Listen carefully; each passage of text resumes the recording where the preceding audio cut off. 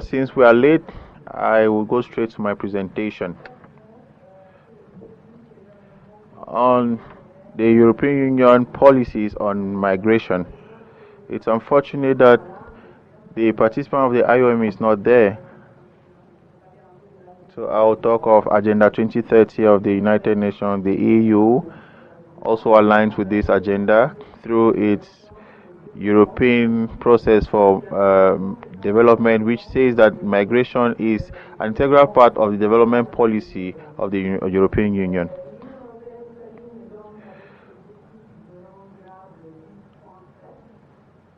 So, the EU aligns with the SDG target 10.7, focus on facilitating orderly, safe, regular, and responsible migration and mobility of people.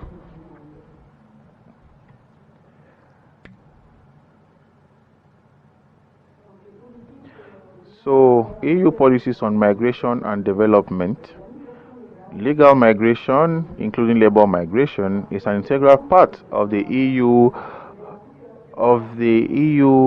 overall cooperation with third countries outside the EU. The EU aims at making better, focusing, of course, on the migrants themselves, but also on the situation in their countries of origin, countries of transit, and countries of destination. In other words, we want to make migration work for development and contribute to positive change. European policies are aimed at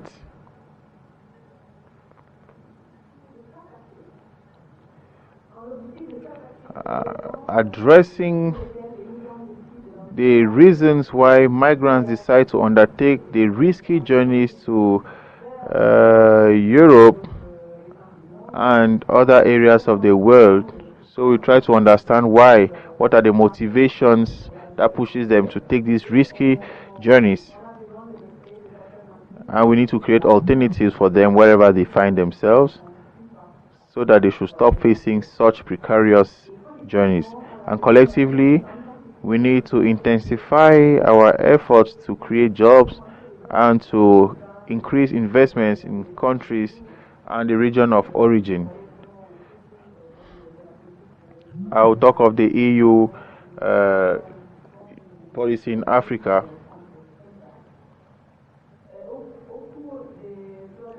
Over the last 3 years, the European agenda for migration has established a comprehensive and balanced approach on EU approach. The external dimension of this approach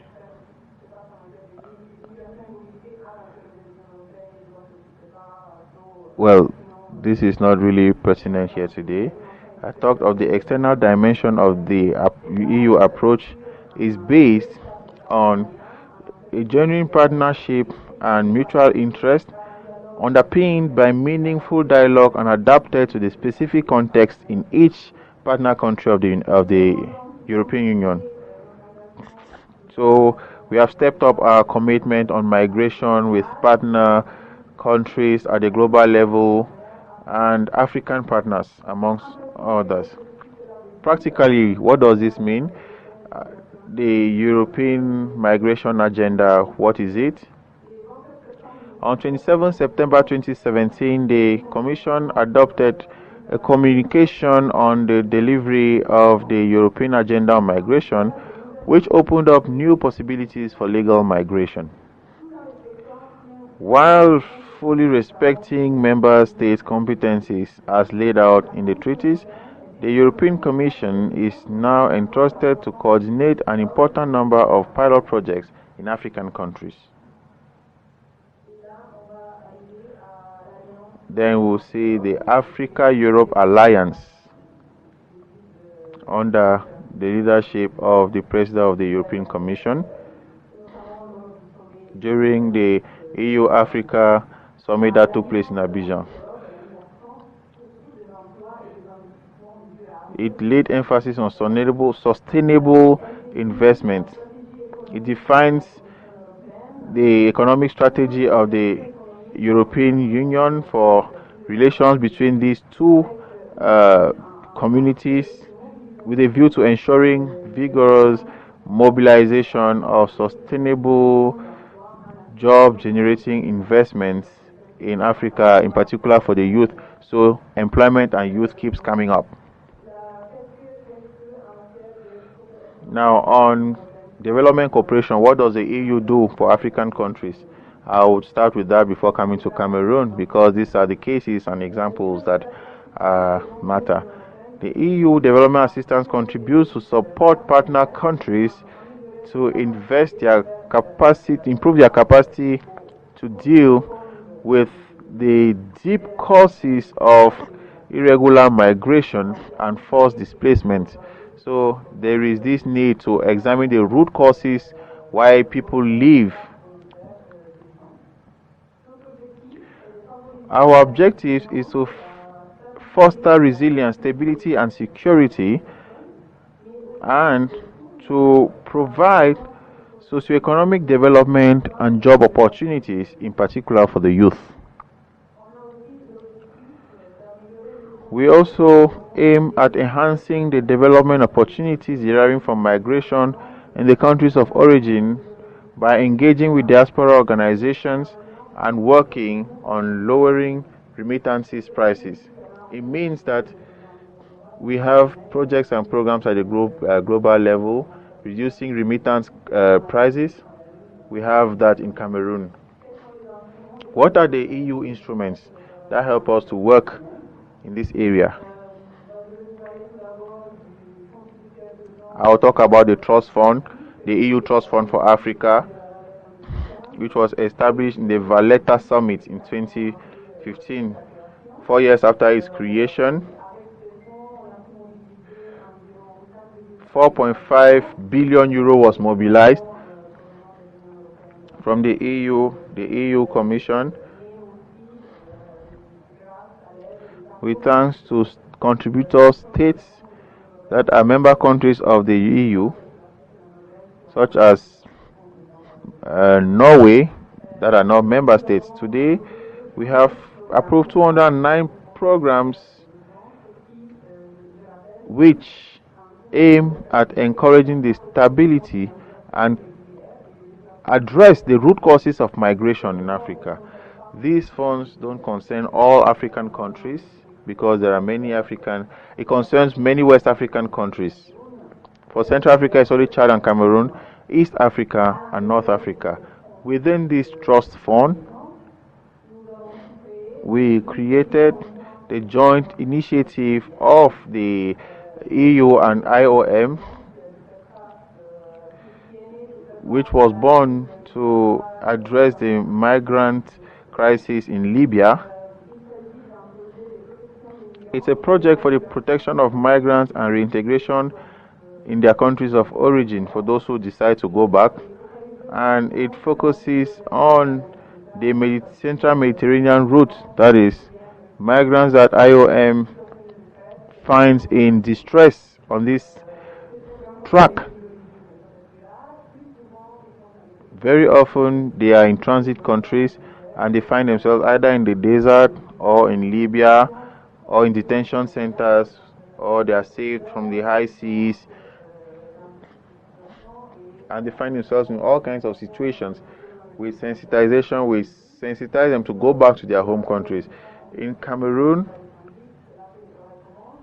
we here in Cameroon have to integrate these migrants into their communities. Maybe I'll talk about this project a bit more later when I'll be talking about Cameroon. Now I'll continue with the instruments that are at our disposal. In 2016,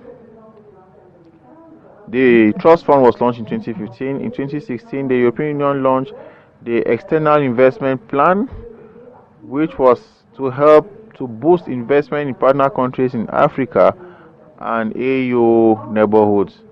It aims at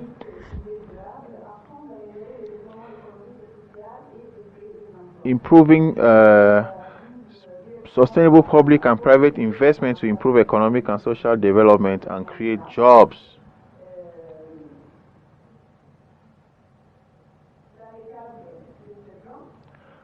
As part of this plan, the European Fund for Sustainable Development was launched in 2017, and it aims to promote inclusive growth, thereby tackling some of the root causes of irregular migration.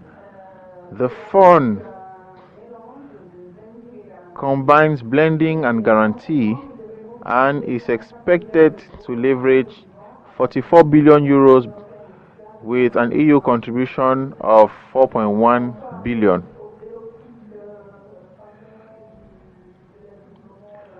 So we'll come out of the official development assistance and get to a level where we help to create jobs and boost investments in Africa and even elsewhere. So we'll now discuss the interventions of the EU in Cameroon. As a reminder, the European Union encourages and supports Cameroon in the fight against phenomena that provoke migration, especially youth unemployment, as well as continuing efforts for the stabilization of the northern region and the east that are facing refugee and terrorist threats. It was within this framework that the Trust Fund was mobilized for Cameroon, which is, however, not the only instrument that is used. Regarding advantages of migration and the deep causes of migration, the EU finances through its financial instrument, that is the European Development Fund, the continuing of growth and employment objectives for the development of the rural sector and the reform of the economic and financial sector of the state. This fund is mobilized with partner countries for the use of these funds are established with the government of Cameroon, and we build on the growth and employment strategy paper to establish these measures to support the implementation of the 3-year special youth plan launched by the Cameroon government. The EU has financed through the Emergency Trust Fund 2 actions that favor the socio-economic insertion and the prevention of radicalization of the youth in the far north region. A total of 70 million euros from the EU.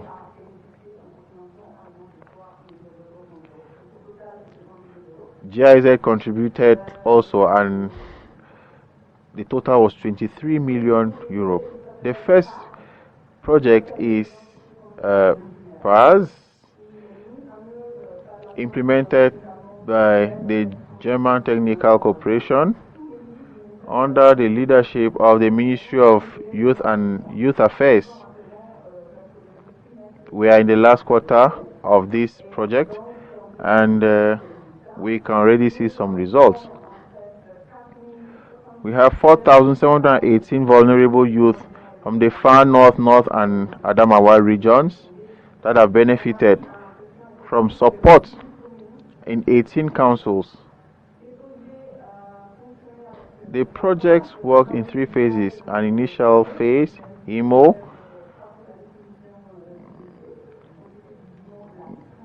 it was a lighter version of HIMO, with the second phase of vocational training in a context of emergency. That's vulnerable youth don't have time to spend much time in training. So they started generating revenue from there for themselves, and coaching that we provide for them up to December when the project will come to an end. This project gives support to training centers in these 3 regions, because the project had to focus to dwell on existing training centers. They realized that there were not many in these 3 councils, in these 3 regions of the country.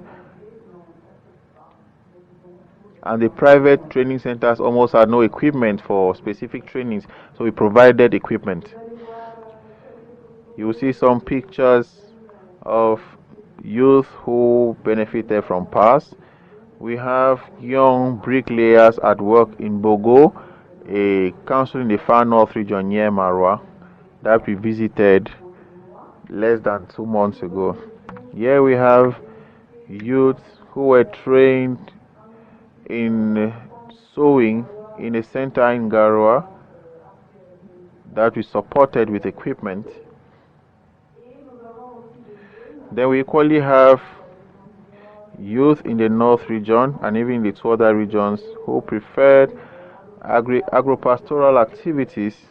So they produce fruits in Garua, and it's an activity that is loved by these youth because they find it difficult to access land. So this land was negotiated with traditional authorities and local authorities.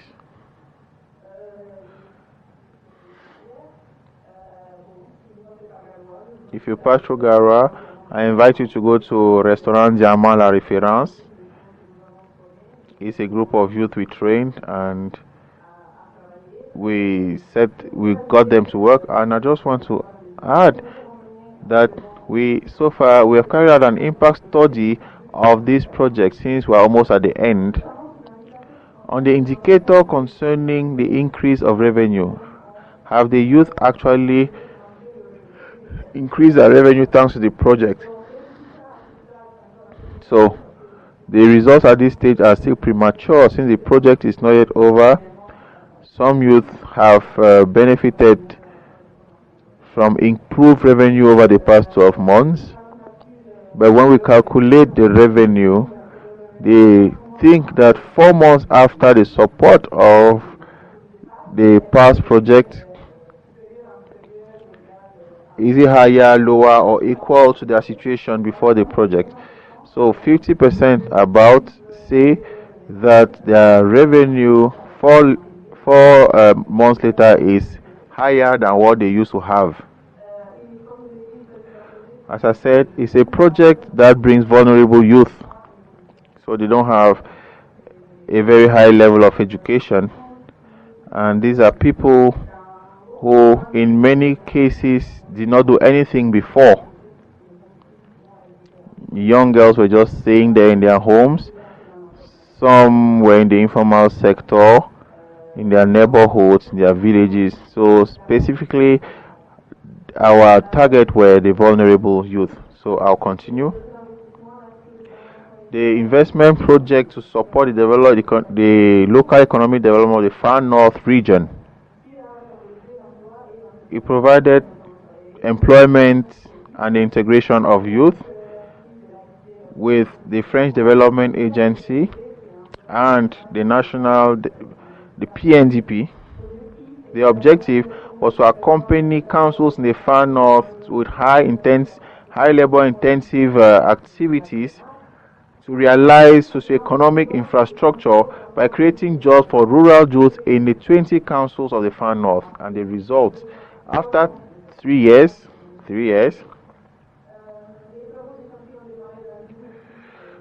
construction work started in 19 sites, with 2 being completed and received temporarily. 1 project was terminated. 3,115 jobs were created, 36% for women.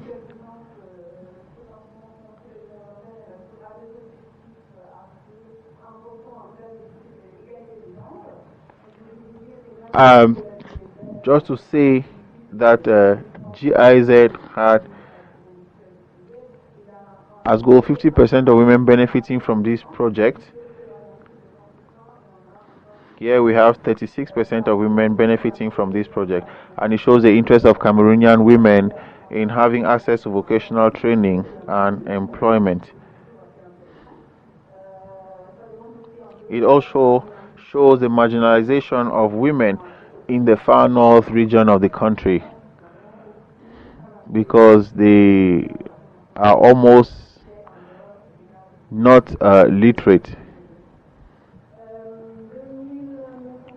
2,907 youth were accompanied for a professional integration project, and some were trained. There is a methodological guide in fragile areas that has been finalized. I said this project was exclusively in the far north.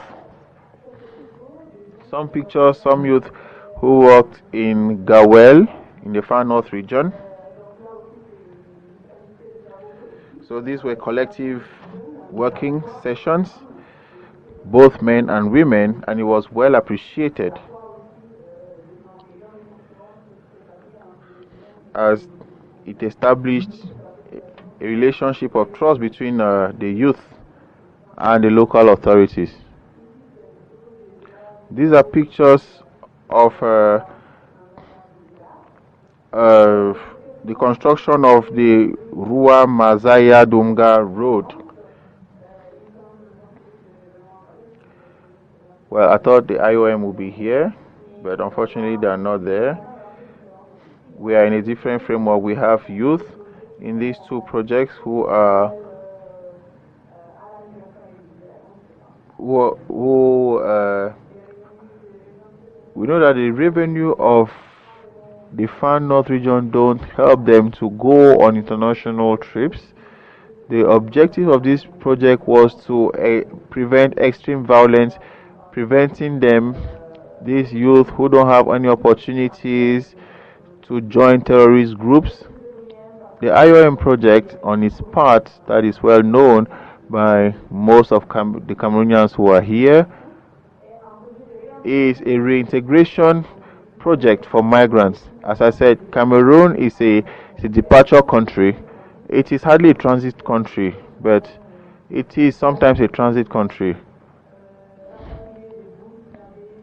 Because recently we saw some Burkinabés who were going to Gabon, but Cameroon is basically a departure country.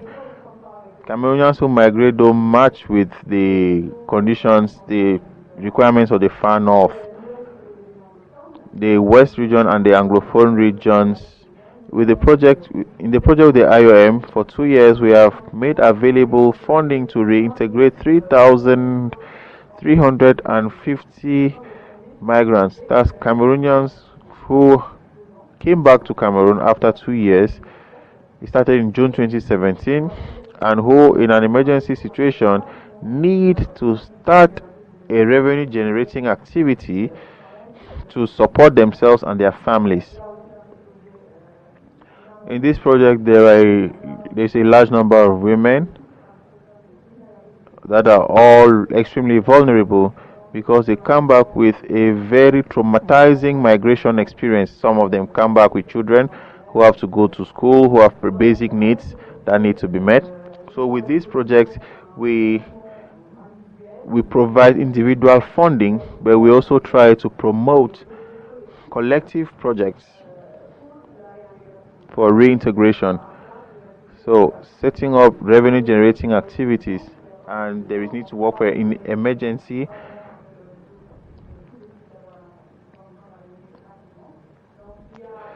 So there are vocational training systems for migrants who return, and with that has to be done as a matter of urgency. So in the case of the far north and the other cases I talked about, we had some issues in adapting vocational training programs because there was this emergency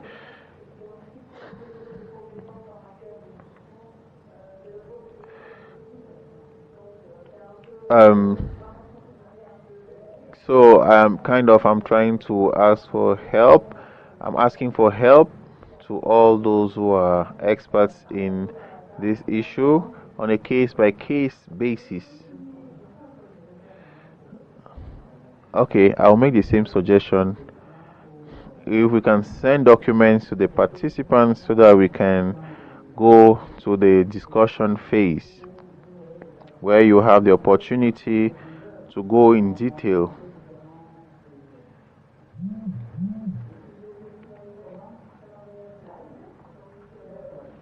Well, I have just one slide left to say two things on legal migration and mobility. The European Union favors legal migration. It improves the regulatory framework on the conditions of entering and living in the Schengen area. In Cameroon, the EU supports the improvement of civil status, an indispensable tool to promote legal migration. And we equally provide scholarships to Cameroonian students who want to go to Europe. And we have many of them who are going. In Cameroon, the European Union supports the improvement of the civil status registry. And this is done through the ProCivis program to improve civil status in Cameroon. That said, thank you for your kind attention.